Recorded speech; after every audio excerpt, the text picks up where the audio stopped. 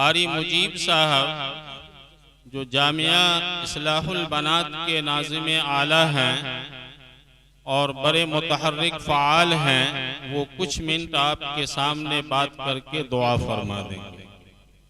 और मौलाना ज़ियाउल्लाह साहब के लिए दो शेर कि मैं अकेले ही चला था जानिबे मंजिल मगर राह रो मिलते गए और कारवां बनता गया।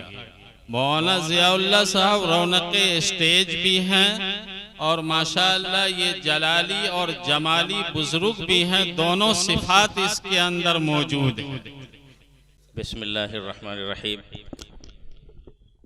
अल्हम्दुलिल्लाहि रब्बिल आलमीन वस्सलातु वस्सलामु अला सय्यिदिल अंबिया'i वल मुरसलीन व अला आलिहि व अस्हाबिहि अजमईन। अऊज़ु बिल्लाहिस समीइल अलीम मिनश शैतानिर रजीम।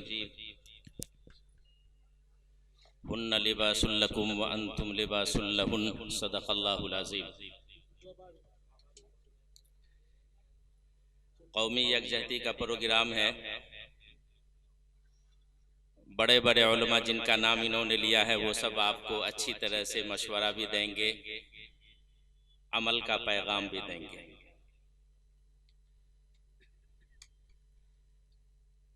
इत्तेफाक है कि निकाह के बाद मुझे चंद मिनट बोलने का मौका दिया गया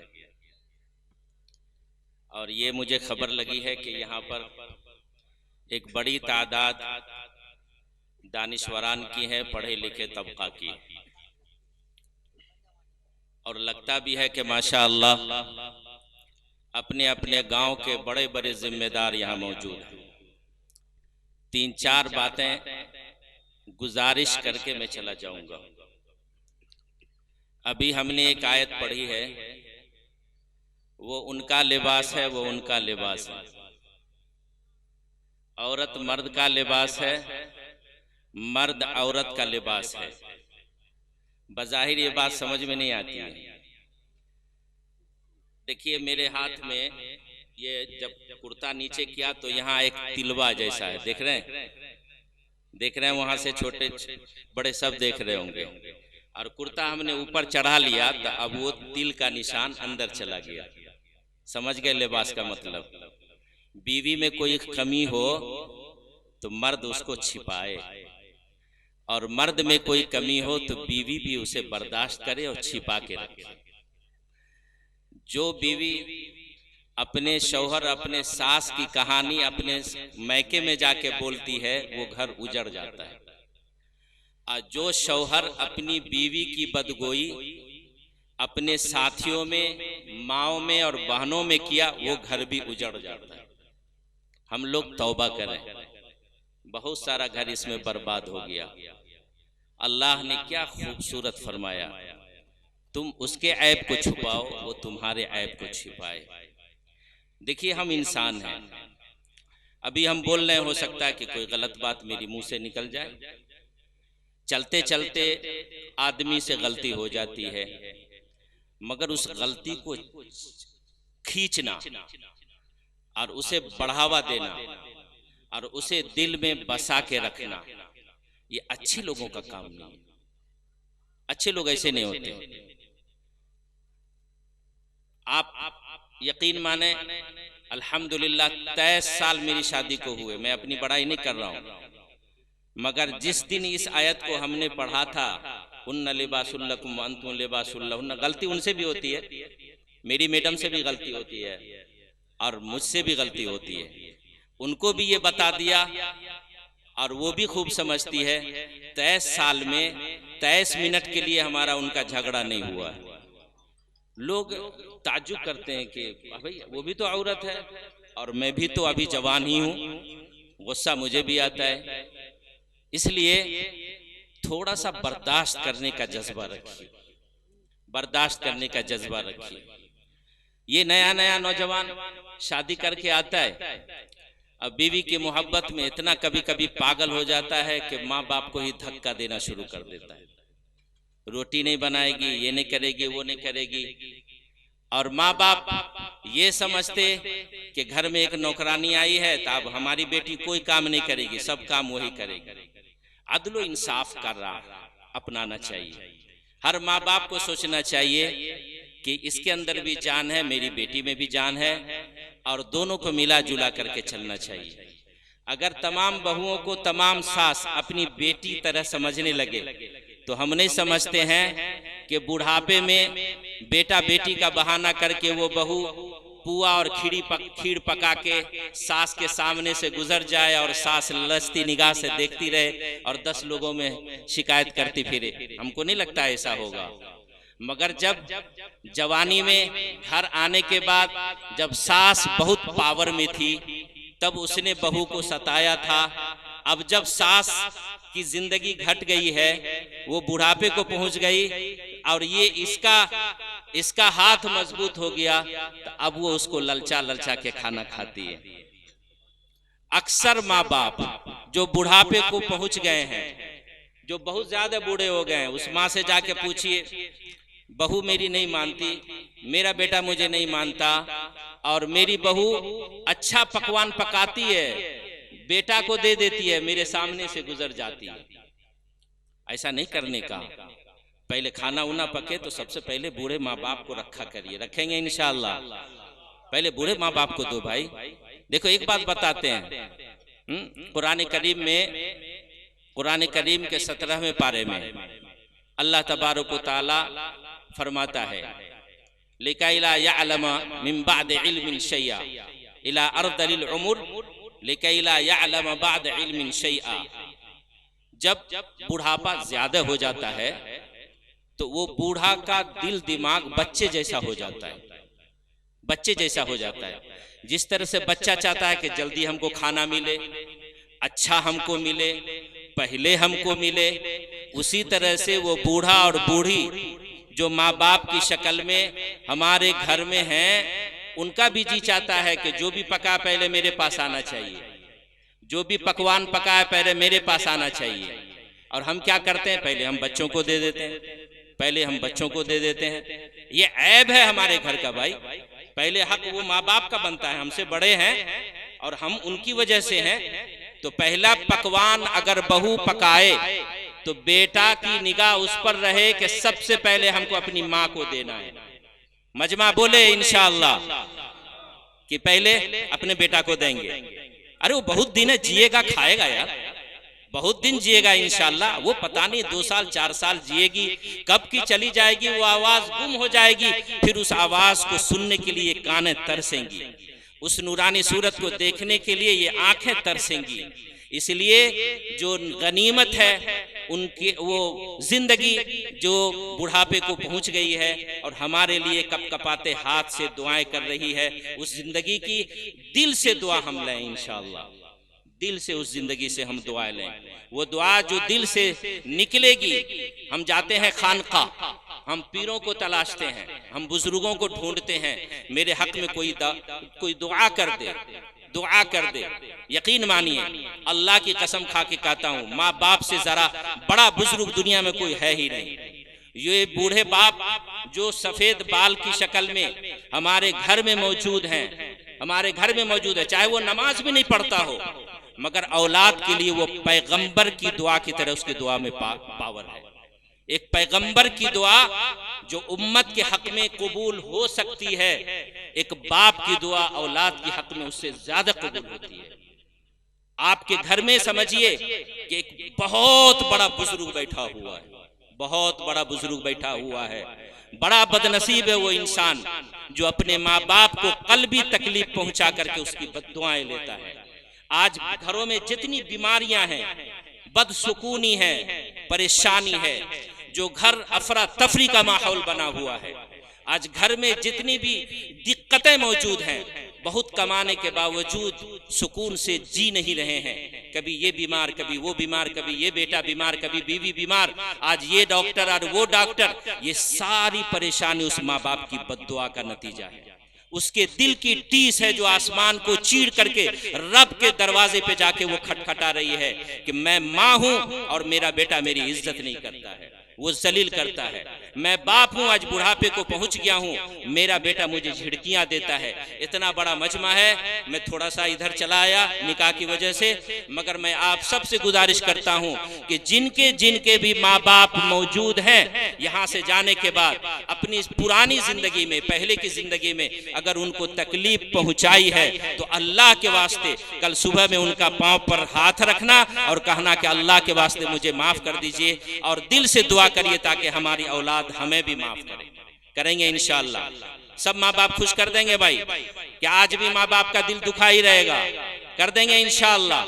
अच्छा, अब थोड़ा सा हम नीचे आते हैं। देखिए, ये एक मदरसा भी चलता है यहाँ, और अल्लाह के फजल करम से आपके इस इलाके में 40 मेरे मकातिब चलते हैं। 40 मेरे मकातिब चलते हैं, 40 गरीब तरीन गाँव में, और ये 3 जिला में तकरीबन 100 मकातिब का निज़ाम चल रहा है, जहाँ सिरे से कोई पढ़ाई नहीं थी। हमने ये महसूस किया कि जो बच्ची पढ़ी लिखी है, एक आदमी जो नमाज भी नहीं पढ़ता है, उसकी भी दिली ख्वाहिश होती है कि मेरे घर में ऐसी बच्ची आवे जो बच्ची कुरान पढ़े और हमारे घर में बरकत हो। ऐसा होता है कि नहीं होता है? डॉक्टर है, इंजीनियर है, सीए है, बड़े बड़े ओहदे पर खुद चला गया मर्द, मगर उसकी दिली ख्वाहिश होती है कि मेरे घर में ऐसी बहू आए। बेटा भी चाहता है, शौहर भी चाहता है कि मेरे घर में ऐसी लड़की आए जो लड़की नमाज भी पढ़े, तिलावत भी करे, ताकि मेरे घर में नूरानियत आवे, बरकत आवे। चाहते कि नहीं चाहते? यतीमा 215 बच्ची की शादी कराया बगैर जहेज के, 2 समधी को मिलाया, कहा मतबख में जा, एक प्लेट में दोनों खाना खा ले। ये उसका समधी मिलन था, एक प्लेट में दोनों को खाना खिला दिया, कहा ये समधी मिलन है तेरा। अब आगे उधर जाके समधी मिलन का चक्कर मत करना, उधर जाके झमेला मत करना। और शादी ब्याह में जितना रस्म रवाज हमारे मुआशरे में आया है, ये सब हमारे हिंदू भाइयों की तरफ से आया है। यकीन करिए, हमारा अलमिया ये है, अफसोस की बात ये है कि जो हमें करना चाहिए वो हम करते नहीं है, जो नहीं करना चाहिए उसे खूब करने लगे। अब क्या करना चाहिए हमें मालूम है? लिर्रिजालि नसीबुम मिम्मा तरकल वालिदान वल अक़रबून वलिन्निसाइ नसीबुम मिम्मा तरकल वालिदान वल अक़रबून मिम्मा क़ल्ल मिन्हु औ कसुर नसीबम मफरूज़ा। माँ बाप एक तिनका छोड़ के जाए, एक सुई छोड़ के जाए दुनिया से, या सोने का पहाड़ छोड़ के जाए, बेटा का भी हिस्सा है उसमें, बेटी का भी हिस्सा है, मगर हम नहीं देते हैं बेटी को हिस्सा। ये बिहार का मुआशरा बेटी को हिस्सा देने से बहुत ही गुरेज करता है, भागता है, सोचता भी नहीं है कि हम बेटी को भी वरासत में हिस्सा देंगे। भाई सोचता भी नहीं है कि हमारी बहन का भी इस वरासत में हिस्सा है। और नतीजा ये होता है कि जान जहेज ये हमारे इस्लाम में नहीं है, ये तिलक हमारे इस्लाम में नहीं है, समधी मिलन में 8-8 जोड़े हमारे इस्लाम में रही है। 100 बारात नहीं, 150 बारात आएंगे, 50 नहीं 60 आएंगे, ये हमारे इस्लाम में नहीं है। ये जितनी भी फजूल खर्ची है, ये सारी फजूल खर्ची किसी और के तरफ से मेरे मुआशरे में आ गई है। हम इसमें तो खूब बढ़ चढ़ करके हिस्सा लेते हैं, मगर अल्लाह ने कहा कि तुम अपने बेटों के मुकाबले में बेटी को दो आधा हिस्सा। हम कहेंगे कि हाथ उठाइए, वो सारा बाप हाथ उठाए जो बाप अपने बेटों को भी और अपनी बेटी को भी तरका में हिस्सा दिया है। बहुत कम हाथ उठेगा, शर्मिंदा हो जाएंगे हम खुद, बहुत कम हाथ उठेगा। अल्लाह का फरमान है, अल्लाह का फरमान है, मगर बेटी को तरका में हिस्सा नहीं दिया जाता है। नतीजा ये होगा कि कल क़यामत के दिन जब आप जन्नत में जा रहे होंगे अपने आमाल की वजह से, बेटी खड़ी होगी और कहेगी कि ये हमारा बाप है जिसने हमारी वरासत को खा गया था, ये हमारा भाई है जिसने हमारा हक छीन करके ये खा लिया था। और बेटी चूंकि उसके मुंह में जबान नहीं है, उसके मुंह में ताकत नहीं है, हमने तालीम उसको नहीं दी है। ये बड़ी खुशी की बात है कि ये मौलाना ने निस्वा तालीम का इंतज़ाम फरमाया है। मौलाना ज़ियाउल्लाह ज़िया साहब को अल्लाह ताला इसको सरबलंदी अता फरमाए, अल्लाह ताला इस इदारे को पूरे इलाके के लिए, पूरे बिहार के लिए रोशन सितारा बनाए। ये बहुत बड़ा कदम इन्होंने उठाया है, बड़ा कदम इन्होंने उठाया है। एक बेटी अगर पढ़ेगी उसकी पूरी नस्ल क़यामत तक पढ़ेगी। मेरे गांव में 5 मौलाना साहब है, 5 जो हमारी दलील है, जो हमने अपनी आंखों से देखा है। 5 मौलाना साहब हैं मगर उसकी बीवी पढ़ी हुई नहीं है, क्योंकि पहले तो औरतें पढ़ती नहीं थी। आज भी जो आज की पीढ़ी पढ़ रही है, इससे पहले उसकी माँ, उसकी नानी, उसकी दादी, उसकी फूफी, उसकी ममानी, ये सब तो पढ़ी हुई है नहीं। 99% औरतों को कहिए तो कहीं कलमा तक नहीं आता है। नमाज में कितनी रकातें हैं वो रकात भी उसको मालूम नहीं है। नमाज में क्या पढ़ेंगे ये भी नहीं मालूम है। हमने 100 औरतों से पूछा नमाज नहीं पढ़ने का सबब, आपको ताज्जुब होगा। मैं आंगन गया था, दावत दी औरतों को, माँ आप नमाज क्यों नहीं पढ़ती? तो वो 100 की 100 औरतों का एक ही जवाब मिला, बेटा मुझे कुछ पढ़ना नहीं आता, मैं नमाज में क्या पढ़ूंगी। बेटा मुझे कुछ पढ़ना नहीं आता है, मैं नमाज में क्या पढ़ूंगी। अगर आपके घर में भी आपकी बड़ी उम्र की औरतों को अगर नमाज नहीं पढ़ने की वजह से नमाज नहीं पढ़ती है, मैं एक पैगाम देता हूं यहाँ से जाने के बाद, उसको कहिए कि अल्लाह को ये अदाएं बहुत पसंद है। सजदे में जाओ, 10 दफा कहो ला इलाहा इल्लल्लाह मुहम्मदुर रसूलुल्लाह। पढ़िए, आप सब लोग पढ़िए, ईमान ताजा होगा। सजदे में कहना है ला इलाहा इल्लल्लाह मुहम्मदुर रसूल। अरे पढ़िए, क्यों मुंह छप यार, बहुत बड़ा। अब हो सकता है कि इसके बदले में आपका दिल यहीं पर साफ हो जाए, और जो मैं कह रहा हूं घर जाकर के सब सुथरा हो जाए, माहौल दुरुस्त हो जाए। कल से पूरा कदम पूरा नहीं, यहाँ से जितने लोगों का कदम इस कदम पूरा में पड़ा है, सबका घर का मामला दुरुस्त हो जाए इंशाअल्लाह, इंशाअल्लाह, इंशाअल्लाह। तो सजदे में जाने के बाद क्या पढ़ना है? ला इलाहा इल्लल्लाह मुहम्मदुर रसूलुल्लाह। अगर ये मुहम्मदुर रसूलुल्लाह भी पढ़ने नहीं आता है तो 5 वक्त नमाज में तो अजान में तो सुनती है ला इलाहा इल्लल्लाह, सब औरतों को याद है। और इसमें कोई तलफ्फुज अल्लाह ने नहीं रखा है, कोई हुरूफ हल्की इसमें अल्लाह ने नहीं रखा है। जाहिल से जाहिल आदमी, बल्कि काफिर भी अगर बोलेगा ला इलाहा इल्लल्लाह तो दुरुस्त ही बोलेगा, इसमें जर्रा बराबर माने मीनिंग के अंदर कोई फर्क पैदा नहीं होगा। बाकी अरबी के कोई भी कलिमात में अगर कोई सही जबान वाला नूरानी कायदा नहीं पढ़ने वाला अगर कुछ बोलेगा तो माना में फर्क आएगा, माना में फर्क आएगा। तो हम इसी को कहते हैं पढ़ने के लिए। रुकू में खड़े हुए, रुकू में गए, ला इलाहा इल्लल्लाह, ला इलाहा इल्लल्लाह 10 दफा पढ़ लें। कयाम किया हमने, ला इलाहा इल्लल्लाह, ला इलाहा इल्लल्लाह। अरे पढ़िए, हम पढ़ रहे हैं अकेले, आप लोग नहीं पढ़ रहे हैं यार, फिर मजाने में मैं बैठ जाऊंगा। फिर इसमें क्या दिक्कत है? पढ़ने में कोई दिक्कत है? पढ़िए ला इलाहा इल्लल्लाह, पढ़िए पूरा मजमा, इंशाअल्लाह दिल की सफाई होगी। ला इलाहा इल्लल्लाह, ला इलाहा इल्लल्लाह, ला इलाहा इल्लल्लाह। क़याम में, रुकू में गए, ला इलाहा इल्लल्लाह, रुकू से खड़े हुए, फिर तो 3 दफा पढ़ेंगे ला इलाहा इल्लल्लाह। सजदे में गए, कम से कम 10 दफा पढ़ेंगे ला इलाहा इल्लल्लाह। पढ़िए ला इलाहा इल्लल्लाह, ला इलाहा इल्लल्लाह। मैं समझता हूं कि इंशाअल्लाह आंख बंद होगी और वो जन्नत में जाएगी। करेंगे इंशाअल्लाह। अब आज से ये शिकायत खत्म हो जाएगी कि मुझे नमाज में कुछ पढ़ना नहीं आता है। हो सकता है कि आपके गांव में बहुत ऊंची तालीम हो, औरतें सब नमाज पढ़ना जानती हो, मगर मेरा जो गांव है बड़ा चौपट नगरी है यार। कोई भी 100 औरतों को पूछा उस इलाके में, कोई ने बोली कि हमको नमाज में कुछ आता है पढ़ने के लिए। पढ़ती भी है, सुना सुनी तो बहुत उल्टा सीधा पढ़ती है। इसलिए हम माँ बहनों को नमाज में लगाएं, रुकू सजदा करने में लगाएं। अगर उनको कुछ पढ़ना नहीं आता है तो जरूर हम उससे पढ़वाएं। हमने 3 बातें आपसे की हैं, एक बहू को नहीं सताना है, एक माँ बाप की कदर करनी है, और तीसरी बात हमने कही कि आपको अच्छी तरह से नमाज पढ़नी है। चौथी बात हमने ये कही कि आप बेटों को वरासत में हिस्सा देते हो, बेटियों को भी हिस्सा दीजिए। जिस दिन आप ये अच्छाई अपने घर में लाएंगे, दुनिया क्या करती मुझे नहीं मालूम, दुनिया क्या करती मुझे नहीं मालूम, मुझे शरीयत पे चलनी, मैं शरीयत पे चलूंगा। मैं आज के बाद से तौबा करता हूं, अपने दरवाजे पर 100-200 बड़ी तादाद में बारात नहीं मंगाऊंगा। मैं बारात अपने बेटे को लेके नहीं जाऊंगा। मैं शामियाना के नीचे निकाह नहीं करूंगा। 20,000 का खर्चा है, ये 25,000 का खर्चा है, ये मैं नहीं करूंगा। मस्जिद में निकाह है, सुन्नत मस्जिद में निकाह है। हम यहाँ पर निकाह करते हैं तो निकाह में बरकत आएगी क्या? निकाह में यहाँ बरकत आएगी। इधर देखिए, मैं भी अल्हम्दुलिल्लाह खूबसूरत हूँ, आप लोग इधर उधर देखने लगे हैं। सुनिए सुनिए, अल्हम्दुलिल्लाह ये 25,000 का शामियाना लटका करके निकाह करते हैं हम। ये फजूल खर्ची है कि नहीं है? और सुन्नत क्या है?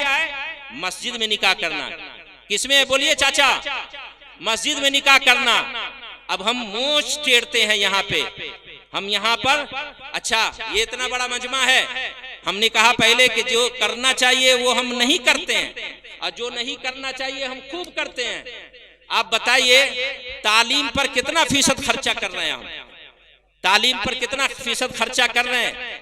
चलिए एक बाप को 4 बेटा, 4 बेटा और उस बाप की कमाई है 20,000 रुपया, तालीम के लिए कितना, तालीम के लिए महाना कितना खर्चा करते हैं। 4 ढकिया मछली अगर एक गांव में आवे तो 10 मिनट में वो मछली उड़ जाती है, उड़ जाती है कि नहीं होती। 10 बकरा ज़बह हो जाए तो मार हो जाती है सीना कलेजी लेने के लिए और पाया लेने के लिए। मगर उसी बाप से कहिए कि आज आपने खाने में आपने 1,000 रुपया खर्चा किया है और आज आपने अपने बच्चों की तालीम पे कितना खर्चा किया है, तो वो कहेगा कि मैं तो बहुत गरीब आदमी हूं, मैं अपने बच्चे को आला तालीम क्या दिलाऊंगा। ये पिछले लॉकडाउन में आपके सुपौल में भी कई जलसे में मैं गया हूं, मैं अपनी बात कर रहा हूं, तजर्बे की बात कर रहा हूं। पिछले लॉकडाउन में 97 जलसे किया। उस 97 जलसे में हमने एक सवाल पूछा कि आपके यहाँ इंजीनियर कितने हैं, एक भी नहीं। डॉक्टर MBBS एक भी नहीं, पुलिस में एक भी नहीं, BSF का नौजवान एक भी नहीं, SP एक भी नहीं, कलेक्टर एस भी नहीं, वकील एक भी नहीं, जज एक भी नहीं। खाक जिएंगे हम। फिर ये मुल्क कहेगा ना कोई कि तेरा नहीं है, भाग यहां से, कोई भी कहेगा। क्यों नहीं बनाते हम अपने बेटा को SP कलेक्टर, क्यों नहीं जज बनाते हैं जो सही फैसला देगा, अल्लाह का खौफ खाया हुआ दिल रहेगा। ये मुसलमान का बच्चा जब जज बनेगा तो सही फैसला करेगा, जालिम को मजलूम, मजलूम को जालिम नहीं होने देगा, वो सही फैसला करेगा, जालिम को जालिम रखेगा, मजलूम को मजलूम रखेगा। ऐसा मुसलमान का बच्चा, अपने बच्चों को हम जज क्यों नहीं बनाते हैं, कलेक्टर क्यों नहीं बनाते हैं, SP क्यों नहीं बनाते हैं। आज दुनिया का सारा काम करने के लिए हमारे पास बजट है और कोई बजट नहीं है तो तालीम के लिए किसी बाप के पास कोई बजट नहीं है। सबसे पहला बजट तालीम का होना चाहिए था, सबसे पहला पैसा जमा होना चाहिए था तालीम के लिए। अबुल कलाम को देखा, सुना कि नहीं, अबुल कलाम मिसाइल मैन को, अब्दुल कलाम वो क्या थे, घर के बड़े कंगाल थे। एक मौलवी का बेटा है वो, एक इमाम का बेटा है वो। अल्लाह तबारक व तआला ने उसके पूरी दुनिया में चमकाया। अल्लाह तबारक व तआला ने उसे ऐसी ताकत दी, इल्मी ताकत, कि ये मुल्क भी पूरी दुनिया में एटमी ताकत बन करके चंद मुल्कों में एक मुल्क बन गया, चंद मुल्कों में एक मुल्क बन गया। वो एक मौलवी का बेटा है। जब उसके पास पैसे नहीं थे मद्रास यूनिवर्सिटी में दाखिला लेने के लिए, तो बहन की पहले शादी हुई थी, थोड़े दिन पहले सारे जेवरात उठा करके बहन ने बेच डाला और उस दिनों में वो 1,000 रुपया वहां फीस लगती थी, उनको फीस दिया और वो जाकर वो एडमिशन लिए। और अल्लाह तबारक व तआला ने उस जेवर के बेचने के उस पैसे से इतनी बरकत उसके इल्म में दी कि वो मिसाइल मैन बन गए, एटम बम बना दिया उन्होंने और पूरी दुनिया में अपना भी नाम रोशन किया और पूरी दुनिया में इस भारत मुल्क का भी नाम रोशन किया। हम भी अपने बेटे को बना सकते हैं। आज रोना, ये रोना छोड़ दें, हम अहद करें ये मजमा में जितने लोग बैठे हैं कि हम अपने बेटे को भी जज बनाएंगे इंशाअल्लाह। कहिए इंशाअल्लाह। अपने बेटे को भी वकील बनाएंगे, अपने बेटे को भी कलेक्टर बनाएंगे, अपने बेटे को भी SP बनाएंगे, जिसके आगे 10 गाड़ियां होती, जिसके पीछे 10 गाड़ियां होती हैं। अगर कदमपुरा में कोई एक SP बना गया, एक SP बन गया, तो आप बताइए पूरे कदमपुरा का वकार बुलंद होगा कि नहीं होगा, पूरे कदमपुरा की इज्जत बहाल होगी कि नहीं होगी, और पूरे कदमपुरा की वो पूरे दुनिया के बदनिगाहों की बदनिगाही से हिफाजत करेगा कि नहीं करेगा। हमको बनाना चाहिए। हमको ये नहीं देखना चाहिए कि ये फला का बेटा है, ये फला ने हमको वोट नहीं दिया था, ये फलाना हमारी बात नहीं सुनता है, ये गरीब का बेटा है, ये अमीर का बेटा है। अगर बच्चा ज़हीन है तो सब मिल करके उसमें ताकत लगा देंगे, लगाएंगे इंशाअल्लाह। आज के बाद से मुआशरा तब्दील होगा। वक्त नहीं है, ज्यादा बोल नहीं सकता हूँ, वरना मुझे ये एहसास हुआ है कि आप तो इंशाअल्लाह बोल रहे हैं, मगर 100 गांव में जो मकतब मेरा चल रहा है, बहुत कम गांव ऐसा मिला जिस गांव में हम गए तो उस गांव के जो बड़े लोग हैं, पैसा वाले, वो खुश हों कि आप गरीब के बच्चा को पढ़ा रहे हैं। ये बड़ा अलमिया है हमारे मुआशरे का। जो पैसा वाला तबका है, जो अपने बच्चे को शहरों में रह के पढ़ाते हैं, वो पैसा वाला तबका, बहुत कम लोग ऐसे मिले जो दिल से खुश हों कि आपका बहुत बहुत शुक्रिया कि आप हमारे गांव के गरीब बच्चों को पढ़ाते हैं। बल्कि उल्टा वो कहते हैं कि ये गरीब को पढ़ा करके आप क्या करोगे, ये कुजरा का बेटा ऐसे बोलता है, पढ़ा के क्या करोगे, ये दुनिया का बेटा को पढ़ा करके क्या करोगे, आप इसको पढ़ाओगे तो कल हल कौन जोतेगा, कल हमारी बात कौन मानेगा, कल हमको चौधरी कौन समझेगा। ये उल्टा नजरिया है हम मुसलमानों में, हर गांव के रईसों में, हर गांव नहीं कहूंगा, कुछ गांव के रईसों में। इसलिए माफ फरमाएं, ये नजरिया खत्म करना पड़ेगा। नजरिया ये पैदा करना पड़ेगा कि हमारा बेटा जो बाहर से पढ़ के आएगा, चलिए अल्लाह करे कि कलेक्टर बन जाए, अगर वो हमारा पड़ोसी गरीब का बच्चा नहीं पढ़ेगा तो उसको डंडे से बात करेगा, चाहे एसपी क्यों न बन करके आ जाए, उसको जूते चप्पल से बात करेगा। इसलिए अगर हमको अपनी इज्जत करानी है तो हमको अपने पड़ोस के गरीब बच्चों को भी पढ़ाना है, इंशाल्लाह पढ़ाएंगे हम लोग इंशाल्लाह। अब एक आखिरी बात बोल देता हूँ, ये कदम पूरा है, कितना मदरसा है यहाँ पे, एक ये बात देख रहा है, कुल्लिया लिल बनात, आयशा सिद्दीका लिल बनात, और लड़कों का भी मदरसा होगा। पूरा गांव का आदमी, अल्हम्दुलिल्लाह इस गांव में बड़े पढ़े लिखे और पैसा वाला गांव है ये, और बड़ा गांव है मुसलमानों का। मैं गुजारिश करता हूं, हर गांव के जितने भी लोग यहाँ पर तशरीफ फरमा है, सब उस गांव के चौधरी लोग यहाँ बैठे हुए हैं जो हमको खबर लगी है। आप एक काम कर लीजिए प्लीज, हमारे गांव में जितनी भी लोग जो भी कमाते हैं 2.5% हर महीना निकाल दीजिए, 2.5% हर महीना निकाल दीजिए। आपकी इस कमाई में बड़ी बरकत होगी, मैं अल्लाह की कसम खा के कहता हूं, बड़ी बरकत होगी। 2.5% निकाल ही दीजिए। आज हिंदुस्तान में सबसे मालदार कौम मुसलमानों में मेमन है। कौन है? मेमन। उसका जब पोता दादा मरता है तो बेटा को, अब बेटा मरता है तो अपने बेटा को ये तलकीन और आदत बना के जाता है कि जब भी तू दिन भर का कमाई का हिसाब शाम में क्या करना तो 2.5% निकाल करके अलग कर देना। एक हर दुकान में, हर कंपनी में एक डब्बा रखे हुआ है और उस डब्बे में 2.5% सारी कमाई का 2.5% निकाल के रख दिया जाता है, और वही 2.5% से हमारे बिहार का भी मदरसा चलता है। आपको ताज्जुब हो, वही 2.5%। आखिर यहाँ के सारे मदारिस वाले गुजरात क्यों जाते हैं चंदा लेने के लिए? वहां भी तो मुसलमान है, यहाँ भी तो पैसा वाला मुसलमान है, वहां भी गरीब मुसलमान है, मगर यहाँ के लोग वहां जाते हैं चंदा लेने के लिए, वहां के लोग यहाँ कभी नहीं आते हैं। वहां के मदारिस आप देखेंगे तो कोई ताजमहल, कोई लाल किला देखेगा, और यहाँ का मदरसा आप देखेंगे तो किसी का टॉयलेट भी ठीक नहीं है, किसी का मतबख भी ठीक नहीं है, किसी में छत नहीं है तो किसी में रोशनी नहीं है। ये हमारे आमाल का नतीजा है, हमारी कंजूसी का नतीजा है। अल्लाह के लिए हम नहीं कमा रहे हैं, हम सिर्फ और सिर्फ अपने नफ्स के लिए कमा रहे हैं।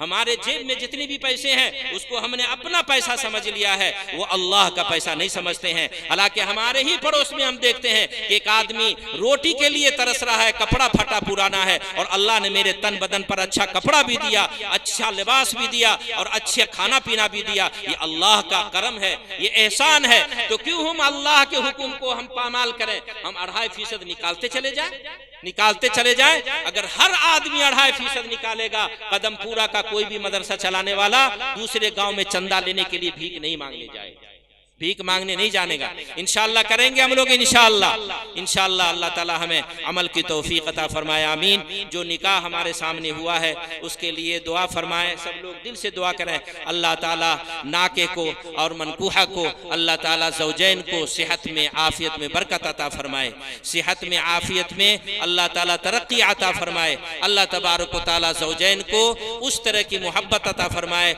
जो माँ आयशा सिद्दीक़ा रज़ियल्लाहु तआला अन्हा हुज़ूर अकरम सल्लल्लाहु अलैहि वसल्लम में मोहब्बत थी, और हम सब लोग भी अपनी अपनी बीवी से वैसी ही मोहब्बत करें, और माँ बाप को भी वही दर्जा दें जो अंबिया ने दी और जो औलिया किराम ने माँ बाप को दर्जा दिया है। इंशाअल्लाह कभी मौका मिला तो फिर बात करेंगे।